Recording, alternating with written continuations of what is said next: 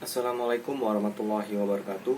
Perkenalkan, nama saya A. Haikal Diputara, kelas SKB Angkatan 2020, Program Studi Sistem Komputer, Fakultas Ilmu Komputer, Universitas Sriwijaya dengan NIM 0901128202504 ingin menjelaskan tentang Pancasila dalam konteks ketatanegaraan. Pancasila merupakan suatu asas kerohanian yang disebut sebagai dasar filsafat negara. Dalam kedudukan ini, Pancasila merupakan sumber nilai dan sumber norma dalam setiap aspek penyelenggaraan negara dan sumber tertib hukum. Negara Indonesia adalah negara demokrasi. Berdasarkan atas hukum, maka segala aspek pelaksanaan dan penyelenggaraan negara diatur melalui peraturan perundangan. Pancasila dalam konteks ketatanegaraan Republik Indonesia adalah pembagian kekuasaan lembaga-lembaga tinggi negara. Hak dan kewajiban, keadilan sosial, dan lainnya diatur dalam Undang-Undang Dasar Negara. 1.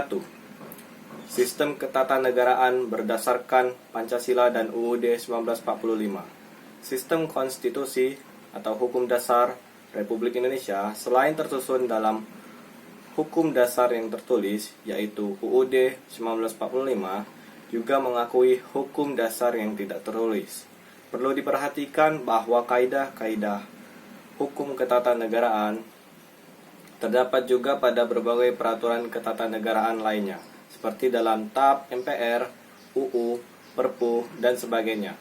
2. Undang-Undang Dasar 1945. Undang-Undang Dasar Negara Republik Indonesia tahun 1945 adalah Konstitusi Negara Republik Indonesia yang disahkan sebagai Undang-Undang Dasar Negara oleh PPKI pada tanggal 18 Agustus 1945 yang pada kurun waktu tahun 1999 sampai 2002. UUD 1945 mengalami 4 kali perubahan amandemen yang merubah susunan lembaga-lembaga dalam sistem ketatanegaraan Republik Indonesia. 3. UUD dan Konstitusi. Istilah konstitusi dan UUD di Indonesia sering disejajarkan. Namun, istilah konstitusi dimaknai dalam arti yang luas atau material, yang lebih luas dari UUD. Konstitusi dimaksudkan adalah hukum dasar, baik yang tertulis atau UUD maupun yang tidak tertulis atau konvensi. 4. Pancasila sebagai sumber hukum dasar negara Indonesia. Pengertian Undang-Undang Dasar 1945 terdiri dari 2 kelompok, yaitu pembukaan, batang tubuh yang memuat pasal-pasal dan terdiri 16 bab, 37 pasal, 3 pasal aturan peralihan dan aturan tambahan 2 pasal. Mengenai kedudukan Undang-Undang Dasar 1945 sebagai sumber hukum tertinggi, Pancasila merupakan segala sumber hukum. Dilihat dari tata urutan peraturan perundang-undangan, menurut TAP MPR nomor 3/MPR/2000 tentang sumber hukum dan tata urutan peraturan perundang-undangan. 5. Hukum dan tata urutan peraturan perundangan TAP MPR nomor 3/MPR/2000 Peraturan Menteri, Instruksi Menteri, tata urutannya sebagai berikut. 1. UUD 1945. 2. TAP MPR RI. 3. Undang-undang. 4. Peraturan Pemerintah Pengganti Undang-Undang atau Perpu. 5. Peraturan Pemerintah.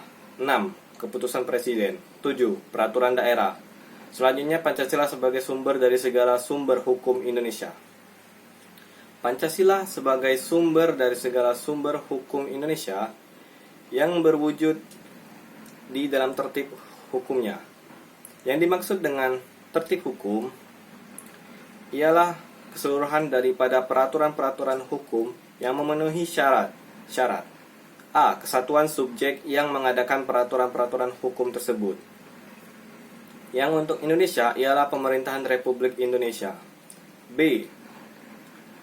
Kesatuan asas kerohanian yang meliputi keseluruhan peraturan-peraturan hukum itu. Yang untuk Indonesia ialah Pancasila.